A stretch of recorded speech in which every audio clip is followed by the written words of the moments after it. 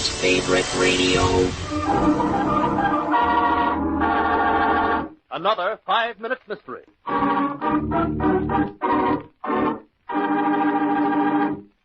Martha, I have something to ask you. Darling, it's been such a lovely afternoon here on the mountain. Martha, I want a divorce. Divorce? Yes, there is someone else. I need my freedom. No, I won't give it to you. I thought that would be your answer, my dear. Then why did you ask me? Because, Martha, I did not want to kill you. Howard? Yes, Martha. I've got to be rid of you. That's why I brought you to the mountain. There is a precipice over there. It is a long fall, my dear.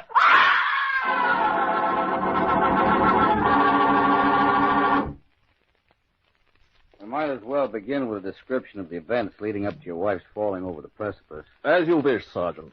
It was such a lovely afternoon that Martha, my wife, and I decided to come up here to the mountain. We brought some lunch with us and planned to make a day of it. About what time was that, sir? It was about 3 o'clock. I see. Would you go on, please? About 4 o'clock, it began to thunder.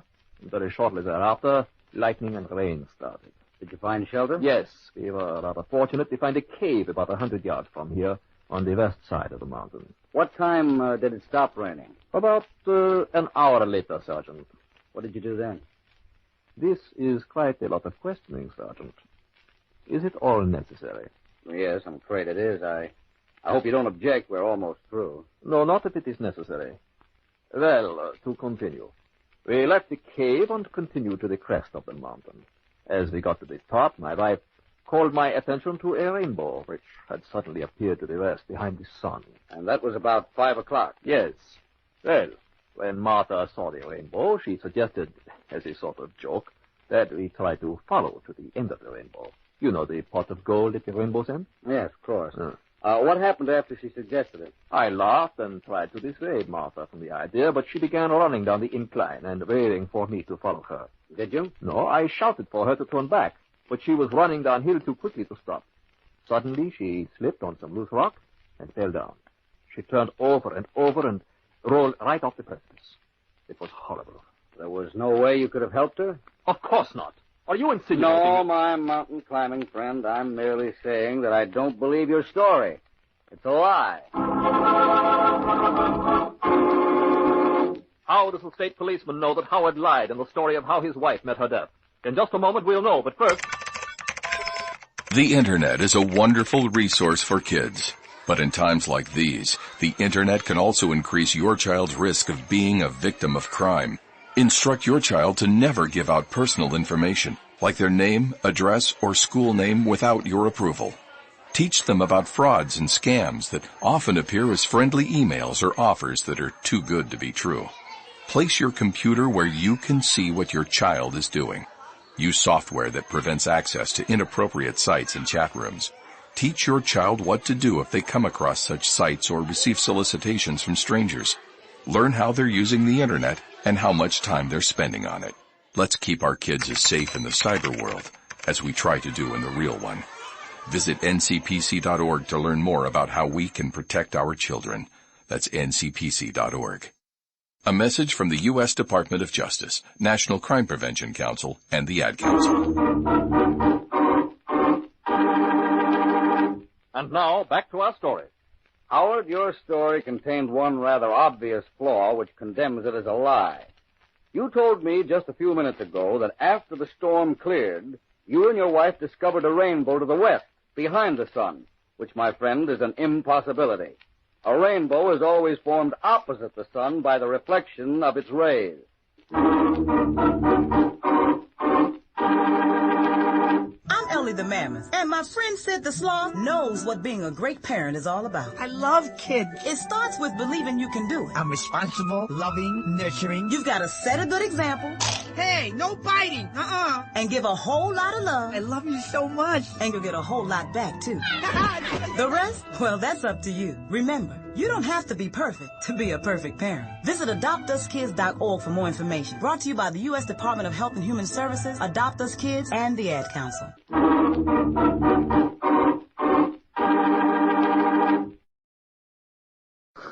We have time to play 1 minute, please, with anybody here I today? think so, yeah. Anybody like to play 1 minute, please? Could I? All right, sure, Ray.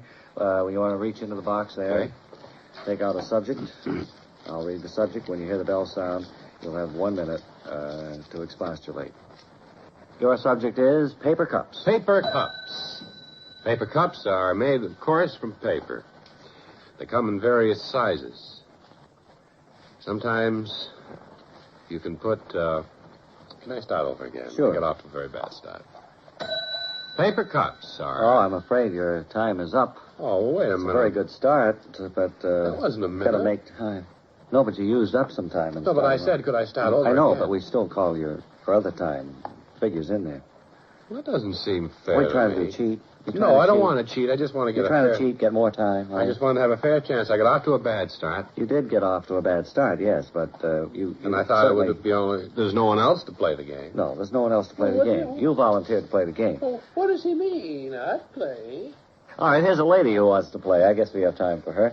Madam, will you come over here? Yeah. And let's see what you can draw out of... No hard feelings, Ray. No, but... I mean, you got to admit that we've got to allow... I know, I understand. Okay, ma'am. When you hear the bell, you start to talk for 1 minute.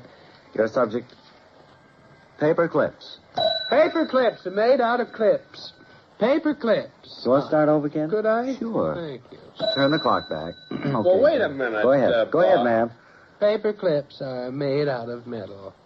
Very good. Actually, it is one long piece of metal, probably 1.5 inches or 2 inches long, that's been bent. Used to hold papers together. Used to hold papers together. Much in the manner of a staple, only more portable.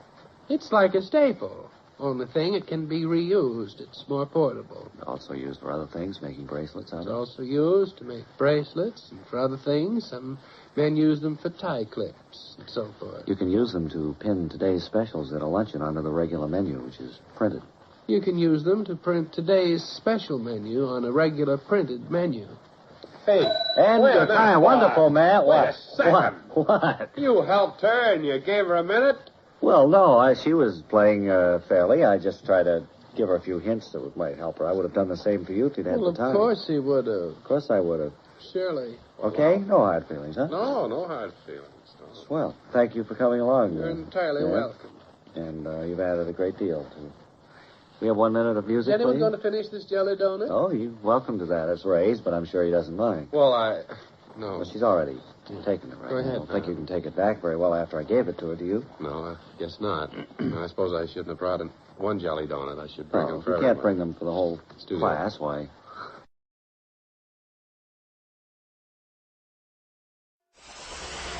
Wyatt's favorite radio. That Granny's, Abner. I believe that's our ring. I dog is Lum. I believe you're right. I'll see. Hello, Jot 'em Down store. This is Lum and Abner. Hi, this is Wyatt Cox. This is the best of Wyatt's favorite radio. And now, let's see what's going on down in Pine Ridge.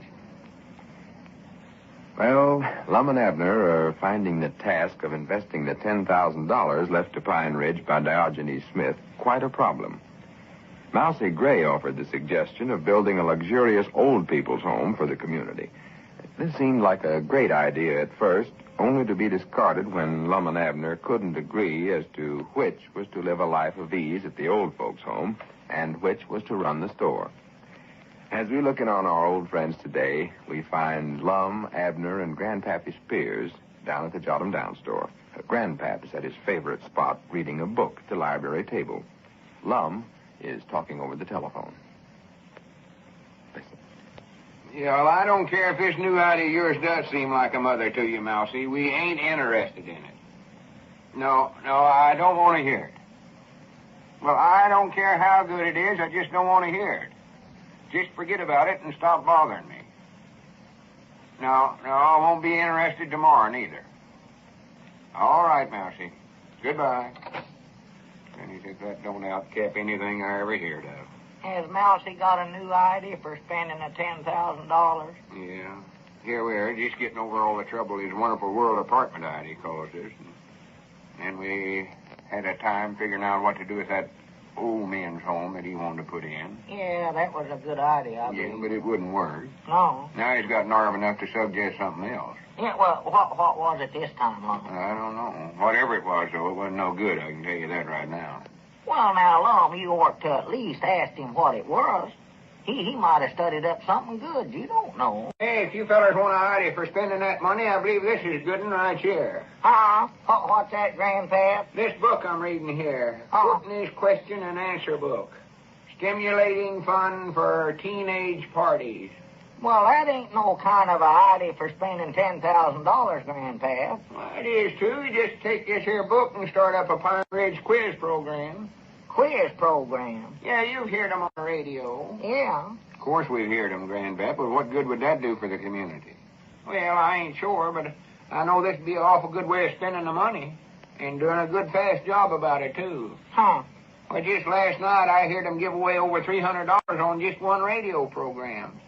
Now, I figure if we could double that amount... and Double that amount? Just a minute, Grandpap. You've got the wrong idea. We ain't looking for a way of spending the money. That's easy. What we want to do is find something that'll do good for everybody in the community. Sure. Do you understand now, Grandpap? Yeah, now here's a good question right here. I'll show you how it works. Yeah, let's see how it works. Abner, don't encourage him. Oh. Name 4 of the 7 wonders of the... Wait a minute, I believe I'll just try these questions out on you, Abner. Yeah, sure. Sure, try 'em on me. I might be a genius at this. I don't know. Try 'em out on me, Grandpap. Now, wait a minute. Don't get started on nothing like this. First off, I gotta ask you your name, Abner. That's the way they always do it on the radio. Yeah, sure. Well, Abner Peabody's my name. Yeah, why don't you use some other name for this, Abner? How about using that and I give you when I told your fortune the other day? What was that? Let's see, that was, Forget now what it was myself. Charlie. Charlie somebody, he called me. Yeah, that's better. All right, Charlie, what line of work are you in? And you answer housewife. Housewife? Yeah, that's what all them I heard on the radio said they was. Well, now, Grandpap, I know I ain't no housewife. I don't know nothing about milking a cow or chopping wood or tending to a garden. I know, but you're just doing this for example, Abner. Oh. Just to show how it works out. Yeah, sure. Yeah, that's all right. Hey, did you hear that, Lum? I'm a housewife. Yeah, I heard it. Such prattle. Wish you two would hush up. I got a lot of studying to do here. Yeah, well, we'll be quiet. All right, now then, Charlie, what's the answer? Answer? Yeah. That's what you're supposed to give. Huh? Have you got it yet? Yeah, let's see, Doggies, I don't believe I have, Grandpap. You want me to give you a little hint like Kay Kaiser does on his radio program? Little hint? Yeah. He generally hums a tune or something. Let them know what the answer is. Oh, no, don't start singing no song. I'll figure it out for myself. Just don't rush me. Give me wait a minute here. I ain't give you the question yet. No wonder you couldn't get it. Oh, Doggies, I thought that was an awful hard question. For goodness sakes. Well, y'all cut that out. A body can't get his mind on to no subject and keep it there with all this prattle going on. Yeah, well, we'll stop, Lum. Go on, Grandpap. Here's your question, Charlie. Name 4 of the 7 wonders of the world. Wonders of the world? Yeah, that's what it says here. Got to name 4 of them. Yeah, let's see. Wonders of the world. Oh, Wonderful World. Is that one of them? No, not according to this book, it ain't. Let's see. Wonders of the world. Well, what is them things, anyway? Well, I ain't going to tell you. You're supposed to guess them. Oh, well, just give me one of them little tiny hints like you was talking about that feller Kaiser does there. Yeah, all right. One of them is the pyramids of Egypt. Never heard of them. What is them? I don't know. Another one is the Sphinx. Sphinx? That's what they got wrote down here. The only Sphinx I know is old Lawrence Sphinx that lives over there south of Cherry Hill, but, law me, there ain't nothing wonderful about him. Oh, no. Leastways, nothing I can recollect. He's a deadbeat if I ever seen one. Well, he won the blue ribbon at the county fair a few years back, though. Recollect that? His hog done that. He never won the ribbon for himself. Well, yes, his hog done it. Might have. He got in there, but he wasn't even entered. Of course, I recollect he did get awful stuck up and went around bragging about it till he might nigh got to where he'd winded himself. Just a minute, Abner. I believe I got it. Huh? Yeah, I know now what they got him in here for. You ever saw Lauren with his shoes and socks off? shoes and socks off. Yeah, don't you recollect, Abner? Old Lauren's got one web foot. Doggy, that's right, ain't it? He has. Why, Get you sure. short or... Why, sure, yeah. I plumb forgot about that web foot of his'n. Well, oh, he's awful proud of that, too. Always entering every swimming contest that he can find. I recollect that about him. Yeah, but he never win any of them. That foot always caused him to swim in a circle. That's the only direction he could ever go in. Oh, yeah, that's right. Yeah, never could go straight. Doggy, that's cuter, though, Grandpap, you know what? Here we've been living in the same county with old Lorne for all these years and never knowed he was one of the 7 wonders of the world till right now. It's funny Good he for never him. mentioned it. Oh, yeah. Much as he loves to brag. Well, I sure did. Yeah, compliments on himself. Can't understand it. He's always bragging something. Reckon now how that feller that writ that book ever found out about him anyway, him living way down here in Cherry Hill. Oh, more likely Lauren wrote him a letter and told him about himself. Just about what he done. Sounds just like him. Just about what he done. Wouldn't put it past him. Hey, Bragging. Abner. Huh? I see Mousy coming up out there. I know what he wants, so you tell him I'm too busy to talk to him. Too busy? Yeah. Well, all right, I'll tell him. Say, Lum, did you know that Lauren Spinks is one of the 7 wonders of the world? Yeah, I heard all that nonsense. But it ain't got nothing to do with Lauren Spinks, I can tell you that. Well, it has done it. It's right here in this book that Grandpap's reading. Right there. Right down here in black and ink. Yeah, show it to him, Grandpap. Right there it is. Yes, Yeah, sir. but it don't mean Lauren, I can tell you that. Some other feller named Spinks. Somebody that's done something famous or made an invention or something like that. Well, Lauren's the only one I know of. I don't... For goodness sakes, Abner, you and Grandpap can talk yourselves into more peculiar ideas than any one human I ever... Wait a minute, there's Mousy. Oh. Well, howdy, Mousy. Come on in. Yeah, howdy, Mousy. Hello, Grandpap. Abner. Say, Lum. I'm busy, Mousy. Come back some other day. Yeah, Mousy, Lum's awful busy today. He can't talk to you. Mousy, you know Lauren Spinks that lives over at Cherry Hill? Lauren Spinks? Yeah, that's his name. Lives over there on that place, well, about, a mile and a half out of Cherry Hill. Just before you cross the creek there, Shack Creek's where he lives. Got a web foot and swims in a circle. No, sir, I don't believe I've ever heard of him. Lauren Spinks. No, sir, I don't believe I know him. Well, he's one of the 7 wonders of the world, what he is. Well, say, Lum, all I need is just about 1 minute to tell you my new plan for spending that $10,000. Some other time, Mousy. Yes, sir, but, Lum, now, I've thought this all out and... Yeah, I know. It's just like a mother to you. Yes, sir. But, what I was going to say is that I'm convinced, Lum, that this is the best possible thing we can do for our community. Well, I've been studying on this too, Mousy, and I've just about come to the conclusion that our community's pretty good just as it is. Yes, sir. We're liable to ruin it if we go trying to make it any better. Sure. What we need is something to preserve it just like it is. Yes, sir. Well, that's exactly what I had in mind, Lum. Oh, it is, huh? Yes, sir. Well, in that case, I mean just the opposite then. You come back next week sometime, Mousy. Yes, sir, but now, let me just show you what I mean, Lum. Now, here, take this envelope, and in there you'll find that Hey, Mousy, come on over here, and I'll let you get in our quiz contest. Yeah, come on, Mousy. It's a lot of fun. See, Grandpap asks you questions and stuff, and then you answer them. Some of them is about Lauren Spinks, too.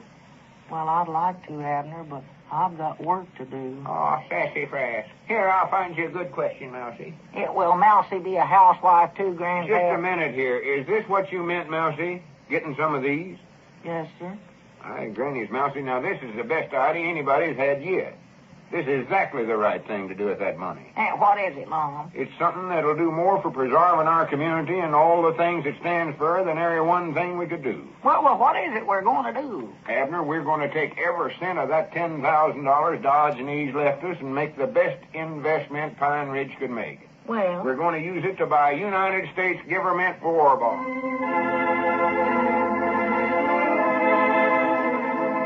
Yeah, it's wartime. You hear all those subtle war propaganda messages and the like during radio programs. May 11th, 1942, Lum and Abner dealing with the 7 wonders of the world. Hi, this is Wyatt Cox. You're listening to Wyatt's Favorite Radio. We get together every weekend at this time to bring you the greatest radio programs of the 20th century.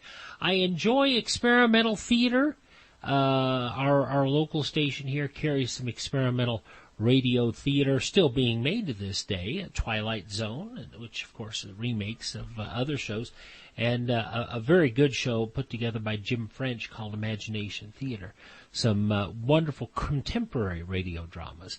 Here's some experimental theater based on, at this time, a newspaper article. The CBS Radio Workshop from August 3rd, 1956. If you've listened for some time, you know this is a favorite of mine.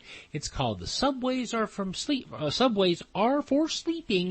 and it is next. Janine Marks, a 12-year-old, was fairly normal. She spent a lot of time online. One day, she met a new friend. The new friend had the same problems at home. They liked the same bands. They worried about the same subjects in school. They promised to keep each other's secrets. They wished they went to the same junior high. The new friend had good news. He said he was going to be in Janine's area one Saturday. He thought it would be amazing if they could just hang out, go to the mall. Janine agreed. The new friend didn't want parents messing this up. Janine showed up alone. So did her new friend, who wasn't in junior high, wasn't nice, and wasn't a 14-year-old boy. Every day, children are sexually solicited online. Help delete online predators. Call 1-800-THE-LOST or visit cybertipline.com to learn how to protect your kids' online life. A message from the National Center for Missing and Exploited Children and the Ad Council. When crime prevention is your life, your days don't stay quiet for long. What did I tell you? My name? McGruff the Crime Dog. I wear a trench coat. McGruff, I need help. That was a concerned citizen. And boy, did she sound concerned. I'm very concerned. What did I tell you? Someone took out a loan in my name. They're pretending to be me and spending my money. I can't understand. It's called identity theft, and it's growing fast. Safeguard your personal information, like your Social Security, credit card, or bank account numbers. On the phone, online, even around the house, because half of identity theft occurs by someone you think you know.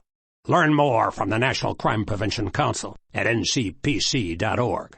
Take it from McGruff. Keep your identity to yourself and take a bite out of crime. A message from this station, the U.S. Department of Justice, Crime Prevention Coalition of America, and the National Crime Prevention Council. Build your classic radio collection. Go to Wyatt'sFavoriteRadio.com and learn more. As promised, from August 3rd, 1956, a dramatization of an article written by Edmund G. Love, Subways Are for Sleeping. From Hollywood, the CBS Radio Workshop.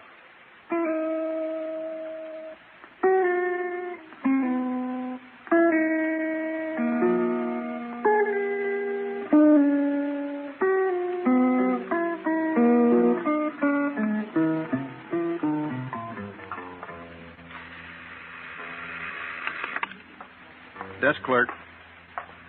Journal American 411? Right away. Good afternoon, Arthur. Oh, hello, Mr. Shelby. Any messages for me? Well, not since I came on, sir. May I have my key, please? I'm sorry, Mr. Shelby, but the manager says not to give you your key until your bill's paid. Oh? It's $113 and some odd cents. I know. You want I should call him so you can talk to him about it? No, never mind. Sorry, Mr. Shelby. It's not your fault, Arthur. I'll stop back in a couple of days to see if there's any mail. Yes, sir. Yes, clerk. I'm sorry, Mrs. Martin. $14.60, 65, 66 cents. Well, I can eat for a week or so, and plenty of people sleep in the subway. CBS Radio presents the CBS Radio Workshop, dedicated to man's imagination, the theater of the mind. Tonight, Subways Are for Sleeping, based upon the Harper's Magazine article by Edmund G. Love, a true story of one man's strange adjustment to mid-century materialism in the largest city in the world.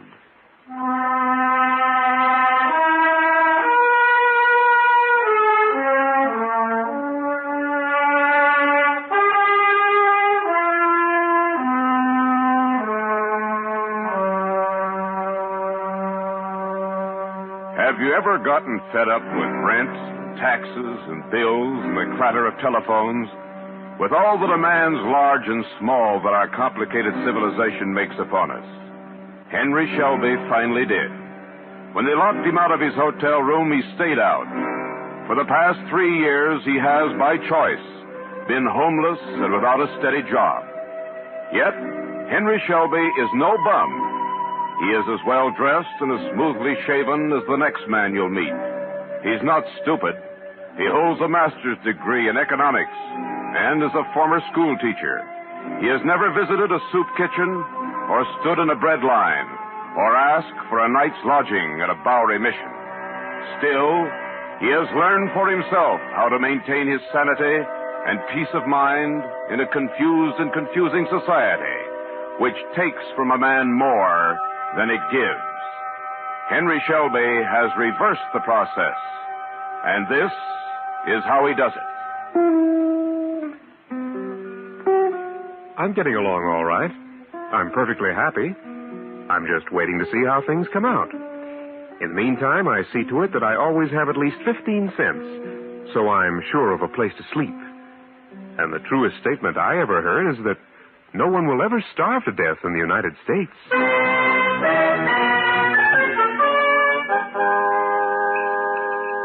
86 in the bean soup.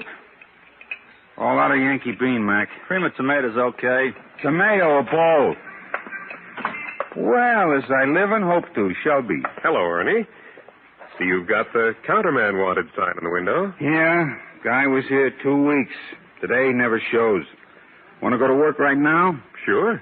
Well, go on back and grab a hat and jacket. I ain't even checked cash from breakfast yet. Okay, fine. Want a cup of coffee or something first? Go right ahead. No, I'm fine. Here's your soup, Mac. Crackers or bread? Crackers. Hey, ain't you the regular counterman? Me? I'm supposed to manage a joint. You give any bum comes along a job? Shelby ain't no bum, Mac. He's a college graduate. Huh. Michigan or someplace like that. Used to be a school teacher, too. So? Well, he shows up every 3-4 months, works a couple of days for $5 a day in his meals, then he's gone. Only he tells me he ain't coming back. So that makes him he ain't a bum. Well, it does in my book. He can do anything around the joint. Do it plenty good, too. How's the soup? All right. Anything else? I don't know yet. This jacket isn't exactly the best fit in the world. You look great, Shelby. I'll bet. Now, here's your checks and a punch. Everything's the same as last time he was here. Not quite. Corned beef and beans are up a nickel. Hey, they are at that. I forgot. Well, she's all yours. I'll check the register. Anything else for you, sir? Pie? Coffee? I might have some pie at that. Apple. Right. With cheese, I guess. Right. Empty the mousetrap on this pie. Hey, look, Shelby, I was thinking, I got no night chef for the moment either. Why don't you stick around for a couple of weeks and help me out? Well... 8-hour shift, 5 days, $55, and all the food you can steal. Here you are, sir. Well, I'll think about it, Ernie.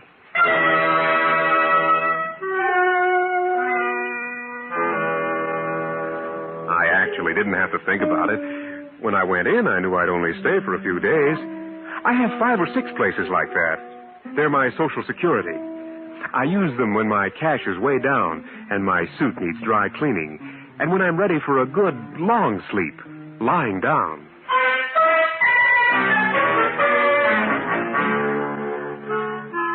So, Henry Shelby works just long enough to get a little money ahead. Then he picks up his clean laundry and checks in at a respectable but inexpensive hotel. Here's the $4.50 in advance. I'm afraid I don't have any luggage. And will you send the valet up to my room in a few minutes, please? Once his suit is on its way to the cleaners, Shelby spends the next 24 hours in bed or under the shower. He has taken as many as 15 showers on one of these occasions and slept for as long as 22 hours. It's an extravagance, of course. Costs me $7 or $8, and that's as much as I usually spend in a whole week. But I certainly do feel fine when I check out.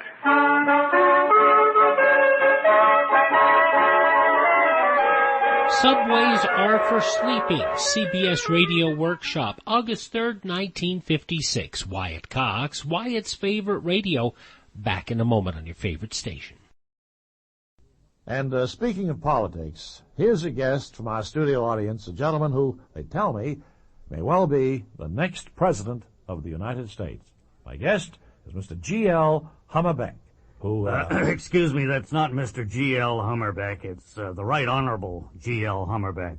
Oh? You've already assumed the full title of the presidency, have you? No, not at all. It's just that my first name is the Right Honorable. I don't quite get it. Well, you see, I'm part Winnebago Indian, and they name a child after the first thing it sees when it's born. In my case, that happened to be the Right Honorable Charles Evans Hughes. He was Chief Justice of the Supreme Court at the time. Oh, that's a very interesting story. Yes, it is. Of course, I've often thought it would be even more interesting if I knew why the Chief Justice of the Supreme Court was in our tent on the reservation the day I was born, but nobody seems to remember. Well, in any case, it probably doesn't have much bearing on your current campaign to become president. No, probably not. Which party nomination are you hoping to win, sir? I'm going after both of them, Ray. I think most politicians make a big mistake when they put all their eggs in one basket, and I figure I'd double my chances by running on both sides. Well, I guess that's true from a mathematical standpoint. But how can you run on a platform that fits either party? I stay away from the issues the others are talking about. Remember William Jennings Bryan? He ran on the free silver issue. Nobody seems to be doing much about that right now, so I've dug it up again. I see. Well, I have no idea whether you can stir up any sentiment about free silver since the Hunt brothers tried to corner the market a few years back. I don't even remember what the issue was back in Bryan's time. No, neither do I. But I read where Bryan got nominated after he made a big speech saying he wouldn't be nailed to a cross of gold. So I thought I'd say that, too, and see if it still works. Well, of course, the statement may have had more meaning in those days. I doubt it. The important thing was that Bryan kept his promise. I looked it up in the library, and he never did let anybody nail him to a cross of gold. He just died of old age about 20 years later. Well, I don't like to say this, Mr. Hummerbeck. You can just call me the Right Honorable. All my friends do. Well, regardless, I'm afraid you come across as a man who doesn't know what he's talking about.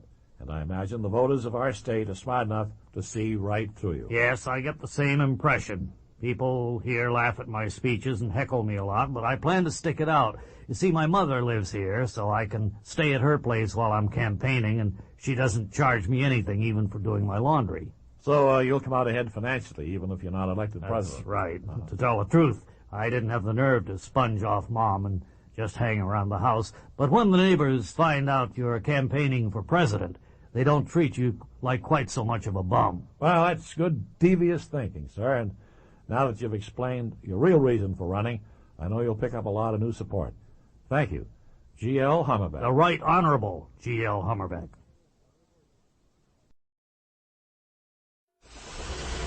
Wyatt's Favorite Radio. August 3rd, 1956, an adaptation of a magazine article in Harper's Magazine called Subways Are for Sleeping.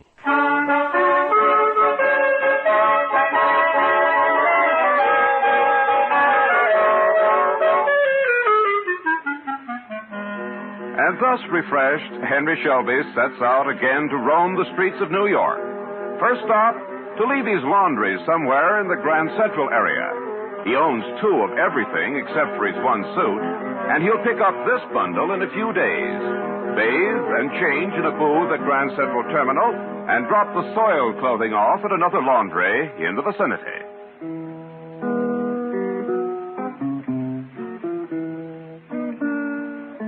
I carry a safety razor in my pocket, and I shave at least every 36 hours. It costs 25 cents for a booth, but I can freshen up generally at the same time. The bums who look like bums are mainly the ones the cops bother. Naturally, I don't consider myself a bum, so I make it a point not to look or feel like one.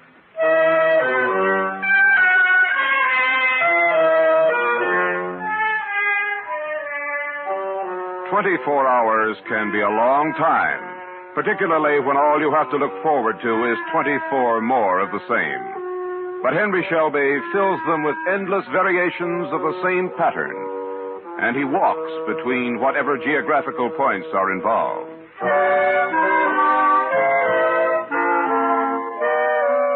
breakfast time may find him at a juice bar on 3rd Avenue. Large tomato juice, please. Come on there, friend. Fill it up. Your sign says 12 full ounces for a dime.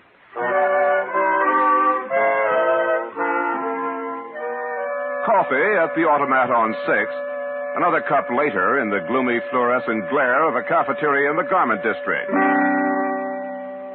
I load in all the cream and sugar the mug will hold. They're calories. Free calories.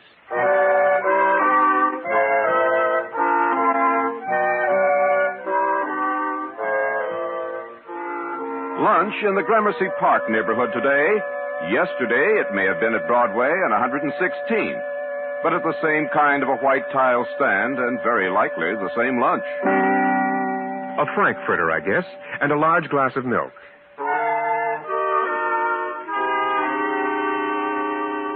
Two or three more cups of calories during the afternoon, and finally, the one substantial meal of the day. The Vienna loaf dinner looks all right. Vienna loaf coming up. Not that slice. The next one with the hard-boiled egg in it. Yes, that one. Fried or boiled potatoes, corn or stewed tomatoes. No potatoes. Plenty of starch in the bread. How about a good helping of cream spinach instead? Mac, if you got all a la carte, why don't you go to the Waldorf for the 21, huh? Well, I'll take you to either one of them someday as my guest. Yeah, I'll hold my breath. Okay, spinach. Now, corn or stewed tomatoes? Stewed tomatoes. What's that you're putting on? Gelatin salad comes with it. No, thanks. Let's trade for a dab of those cooked carrots, okay? Now, look. They're probably cheaper than the salad. You're saving money for the management. That's what I'm interested in. Okay, but don't ask me for no Charlotte rules. There you are, Mac. Very good. Very well-balanced dinner. Yeah, not bad for 42 cents. Not bad at all. I may continue to give you my patronage when I'm in the neighborhood.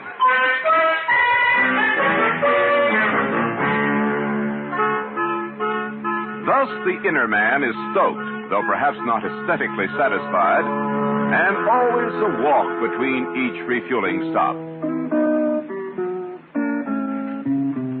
The aesthetic hunger is assuaged along the way. There is the ever-changing kaleidoscope of Manhattan store windows, displaying their shiny wonders, their sturdy commonplaces, their exotic luxuries, their mundane necessities. There is a record of mankind's daily activities the world over, in a newspaper plucked from a trash basket, and there are benches and parks and public buildings where Henry Shelby may rest while he reads. There are pillared halls where paintings and sculpture may be viewed. Henry Shelby is a regular visitor to New York's many art galleries, but his favorite is the Metropolitan Museum of Art. Now, if you'll follow me, we will view the museum's unrivaled collection of the works of Edward Degas. Edgar Degas. Edgar Hilaire Germain Degas. Oh? Oh, I'm sorry, madam. Oh, don't apologize, young man. That's very interesting. Degas worked chiefly in oil, although his renderings in pastel have achieved some fame. He wasn't a bad sculptor either. Is that so? The oil to the immediate right and above is At the Milliner's, and to the right of that and below is Dancers Practicing at the Bar. Only the first one is a pastel, not an oil. This guide is new, I'd imagine. Let's stay behind, Myrtle. This gentleman knows more about it than the guide does. You don't mind, do you, mister? No, not at all. They sort of hurry you through on the guided tours. Now, what about the one that's a pastel instead of an oil? Well, Degas' pastels, particularly his later ones, do have a deep, rich, almost oil-like texture. He applied the color in successive layers, fixing each tone or shade separately, and using open lines to allow each undercoat to show through. Oh, well, I don't quite understand, but I see what you mean. Are you an artist? No, although I'm planning to do some painting. Sometime. Well, my daughter's very artistic, back in Chillicothe. What's this one, that lady sitting with a big bouquet? That's an oil. It's called Woman with Chrysanthemums. Well, that's a good name for it, isn't it? Yes, isn't it? Say, if you aren't an artist, how do you know all these things? Oh, I spend a lot of time here, and I read a great deal. Oh, you certainly must. Goodness, you're a regular Billy Pearson. I beg your pardon? You know, the jockey on television. Oh, yes. I read about him. Didn't he win $64,000 and then go on and tie with a fellow named Price for another 64 or something? Yeah, that's the one. Did you ever watch those programs? No, I can't say that I do. I'm afraid I don't have a television set.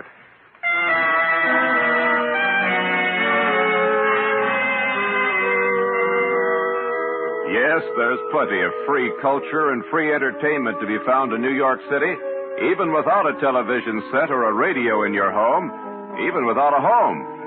One of the most spectacular free entertainments in Manhattan is presented by the fire department. Henry Shelby always follows a fire engine. He generally gets to the fire, too, for the radius in which each engine company operates is small enough to permit even a pedestrian to arrive shortly after the equipment. Oh, this one is nothing. It's just a chemical job.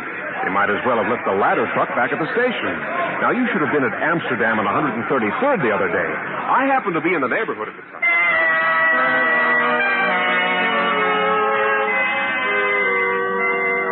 There are the inevitable New York traffic accidents.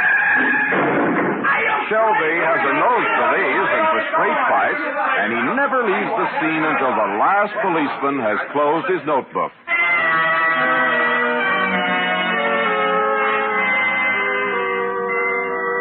And the parks and public squares are places where a man with a message may speak it forth within certain limits of subject matter. Race can commit mass suicide, and that is to continue to eat the flesh of the animals.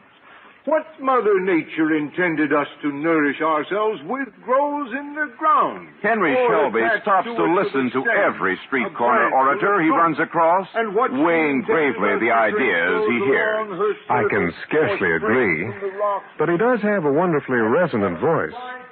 There are the new buildings that constantly alter New York's skyline. Our well-kept vagrant knows every major construction project in town and shows up at the exact moment some critical problem is to be solved. No. A little more to the right. Say, does it look to you as if they're placing that girder properly? It doesn't right now, but they'll raise it another 3 feet and then force it to the right with a cross member. Oh, yes, I see. Actually, it's a different technique than we're accustomed to watching in the usual steel skeleton construction. Seems to me there'll be too much strain on the cross member. No, I understand the alloy is both light enough and strong enough so that, in effect, they're employing a variant of the ancient Egyptian post and lintel method. Say, there are similarities, aren't there? You're an engineer, I take it. No. Matter of fact, my master's was in economics. Is that so? I'm liberal arts myself, Yale 28. Construction's sort of hobby of mine. Watching you at any rate. Mine, too. So much so that I've done quite a bit of reading on it. There. You see what they're doing now? That's how they equalize the stresses. So they do. Your office in the neighborhood? No, it isn't. I just happen to be passing this way. Mine's just across the street, 230 Park. I'm H.J. Chisholm, Regal Paper Company. How do you do, sir? I'm Henry Shelby. Hello. You with the firm, or you in business for yourself? Neither. I don't have a connection right now. Is that a fact? Well, if you're looking, why don't you stop by the office whenever it suits you? We might very well have something for a chap like you. That's mighty nice of you, Mr. Chisholm. I'm not really looking at present, but I'll certainly remember you when I am. I wish you would. Say, wouldn't it save time and an extra piece of heavy equipment to haul those I-beams up on the construction elevator and then place them with one of those small hoists? It seems that it would at that. I think you have something there, Mr. Chisholm, and I'm going to look into it the next time I'm at the library. You're listening to The Subways Are for Sleeping, an episode of the CBS Radio Workshop from August 3rd, 1956. Wyatt Cox, Wyatt's Favorite Radio. Back in a moment. And today, look for clouds in the morning with a high of 73 degrees with a slight chance. Come on, girls, work it out. No pain, no gain. If you're not groaning, you're not toning. With Gut Be Gone, you too can have washboard abs in just 7 minutes a week. Hello? Hey, girl. I was just thinking that watching TV burns about 1 calorie a year. Mm-hmm. So if I walk over to your house and we just play cards... Oh, well, you'd still be ahead of the game. And if we walk to the store for a diet soda... Oh, I am with you, girl. Start stepping. When it comes to staying fit, just watching doesn't work. But with the support and motivation of your sisters, you can work it out. Eat right, get active, and reduce your risk of cancer, diabetes, heart disease, and stroke. Just watch how your health will improve with the power of sisterhood. For more information, go to everydaychoices.org. Brought to you by the American Cancer Society, the American Diabetes Association, the American Heart Association, the Ad Council, and this station. Hello, my name is Sherman Poore. I'm the oldest man ever to audition for American Idol. I did it for my lady love, Melissa, who lost her battle with cancer. Somehow, the thought of seeing me sing on national television had lifted her spirits, and that motivated me. Unfortunately, she never got to see it. She died 2 days before my audition. See the pyramids along the Nile. My lady love, Melissa, was my inspiration, just like City of Hope was an inspiration to millions of people whose lives have been touched by cancer. They're a scientific leader whose breakthroughs have led to new treatments and cures for cancer, like immunotherapy that uses the body's own immune system to fight cancer. And they've helped develop leading cancer drugs like Herceptin and Rituxan that are saving lives around the world. My message is simple. If you or someone you love has cancer, there is hope. For information, go to deliverhope.org. Pick up my CD, For My Lady Love, in stores May 22nd, with a portion of the proceeds going to City of Hope. The subways are for sleeping. August 3rd, 1956 episode of the CBS Radio Workshop as Wyatt's Favorite Radio continues.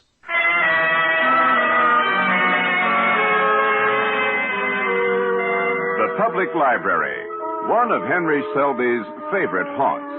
A fellow vagrant once advised him that the library was a good place to keep warm on a cold day, but he found it to be much more than that. On his first visit to the massive old building at 42nd and 5th Avenue, he asked for a copy of the New York Times for November 10th, 1936, and was referred politely to the microfilm room. Here you are, sir. Are you familiar with the operation of the viewing machines? Not particularly. I'll be happy to show you. The entire edition is on this roll of film. You place it in the machine, attach the end, and thread it this way. Close the machine and turn the handle forward. Yes, it's fine. You sit right down here, use the headrest, and view the film through the aperture.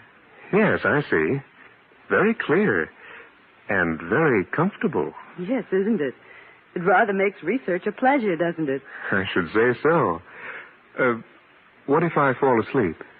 Well, I'm afraid no one would awaken you if you did. There seem to be so few of you scholars taking advantage of our microfilm facilities. Just come to the desk if you wish additional rolls.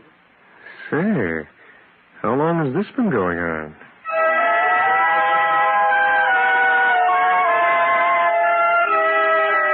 Henry Shelby was asleep in 15 minutes and awoke undisturbed 5 hours later. For some time, the microfilm room was at the top of his list as a place of shelter. Then suddenly he realized it was a far more valuable place for pure entertainment. He has read all the issues of the Times available on film, all his favorite comic strips from the date of their inception, all the columns Damon Runyon ever wrote, and has even developed a system for playing the horses. One time he worked long enough to accumulate $25 and with it visited Aqueduct Racetrack. Now entering the winner's circle is Time You Told Me, ridden by jockey Farrell Zufeld. The time for the mile and a 16th was 1:43 and 2. And the result of the 8th race is now official. 11:20 to win. Let's see, that makes me $87.40 ahead for the day after expenses. Well, how long has this been going on?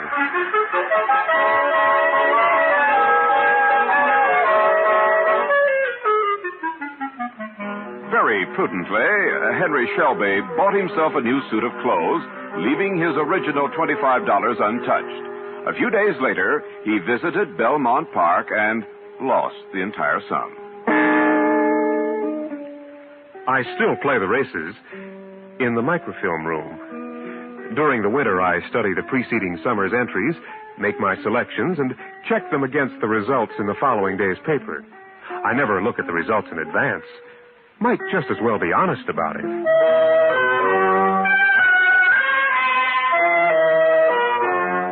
Yes, New York offers many diversions. There's the waterfront, the ferry boats, the slips where the huge liners dock. I come down here a couple of times a week. I always try to be around when the Mary or the Elizabeth are coming in. Now, what's that Weehawken ferry doing a quarter mile off her course? Just sightseeing, I'll bet. Oh, I heard Captain ought to have his confounded papers picked up. Shelby enjoys the ferry boats, all of them, but his favorite is the Staten Island ferry. There's nothing quite like it in the world. Outward bound from the Battery, there's the thrill of passing the Statue of Liberty. And coming back, Miss Liberty welcomes you home as the incredible skyline of lower Manhattan hangs shimmering in the haze, like the pleasure dome of Kubla Khan. Where else can a poor man get such an ocean voyage for a dime? Of course, 10 cents for one round trip does put the Staten Island ferry in the luxury class, but during the rush hours, Shelby has discovered that he can board the Jersey Central ferries across the Hudson and make 3 or 4 trips for the same dime without being noticed. This kills time and also furnishes amusement, for Shelby quietly enjoys criticizing the pilots who do not bring their vessels squarely into the slits. Among other things, Henry Shelby has become an expert on the management and conduct of New York Harbor. And then there are the parades. New York City is the only place where there is a parade of some sort every day. That's one of the reasons Henry Shelby is happier here than he would be in any other city in the world.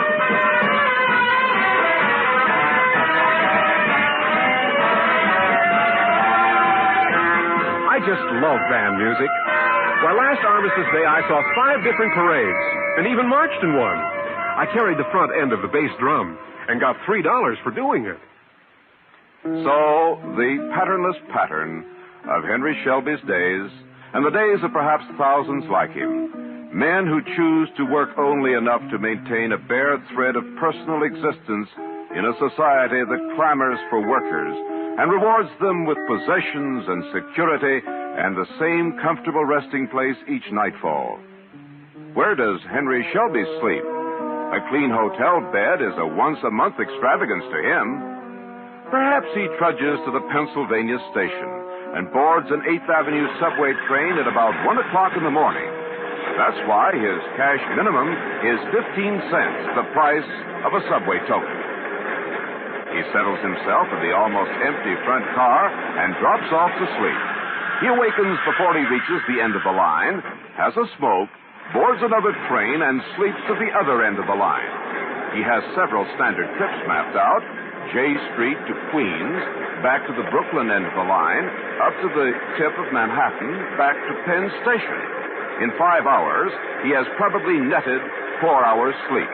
He has learned the habits of the transportation police, and he tries to keep himself from becoming too familiar a figure. That's why I use the subway maybe only every other night, or not quite that often. In warm weather, there are fire escapes, some of them covered, and Central Park and Prospect Park. And when it's really hot, there are the beaches. No one ever bothers you there. Always plenty of legitimate sleepers trying to beat the heat. When it rains and when the New York winter comes, there are other carefully cataloged places for shelter and a few hours' sleep. Grand Central, Penn Station, the Port Authority bus terminal, hotel lobbies. There are rules of conduct for each, and Henry Shelby knows and observes them all. On rare occasions, he's questioned, but he always has the answers. Come on there, mister. Come on, wake up, up. Well, I certainly dozed off, didn't I, officer? You certainly did.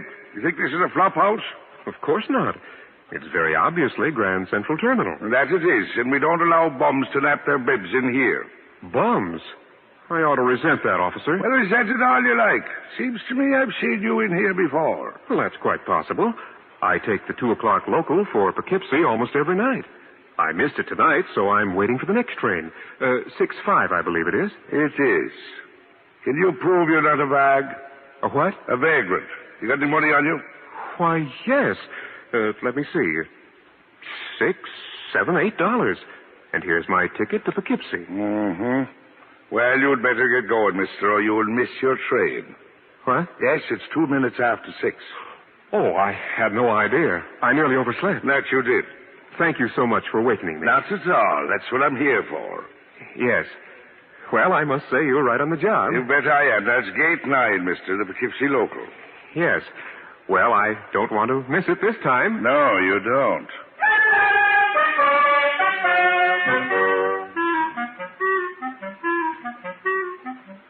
So, for the first time, Henry Shelby had to take the train for Poughkeepsie under the suspicious glare of the railroad cop. But the ticket was never punched, for he got off the train at 125th Street to begin another day of Manhattan meandering. Henry Shelby is never without 3 tickets. One to Poughkeepsie, one to Princeton, and the third to Elizabeth, New Jersey. His operating equipment for sleeping in the 3 major terminals.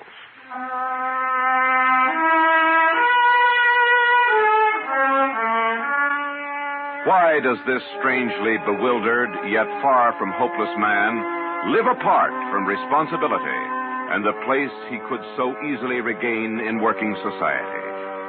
How many weeks, or months, or years will he continue to walk the streets of Manhattan? I don't know how long I'll live this life. I don't have much trouble. I've never gotten drunk and lain in a doorway all day. I've never been on a police blotter. I've never had to beg. Things seem so easy and natural, just as though they were supposed to be this way. I'm not going to look at the future. All I know now is that at 6 o'clock, I'm going to be at a little delicatessen up on Broadway where they serve a mighty fine boiled beef dinner for 68 cents. And I'd better get going. Takes me almost an hour to walk it. Why don't I take the subway? Why, subways are for sleeping.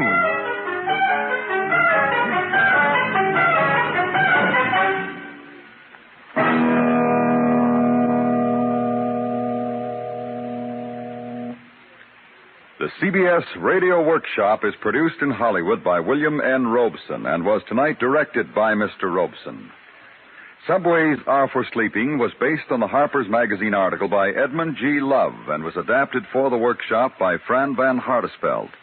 Henry Shelby was played by Byron Kane, and the narrator was William Keneally. Also heard in the cast were Sarah Selby, Helene Burke, Edwin Bruce, Frank Gerstle, Court Falkenberg, Tony Barrett, Ted Bliss, and Alan Reed. The original score was composed and conducted by Fred Steiner.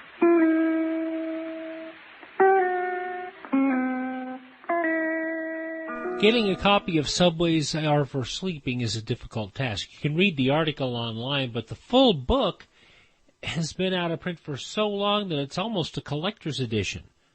And they run on eBay and through Amazon upwards of $25 for $2 paperback. I'm Wyatt Cox, Wyatt'sFavoriteRadio.com. We're back in 7 days with more right here on your favorite station. See ya.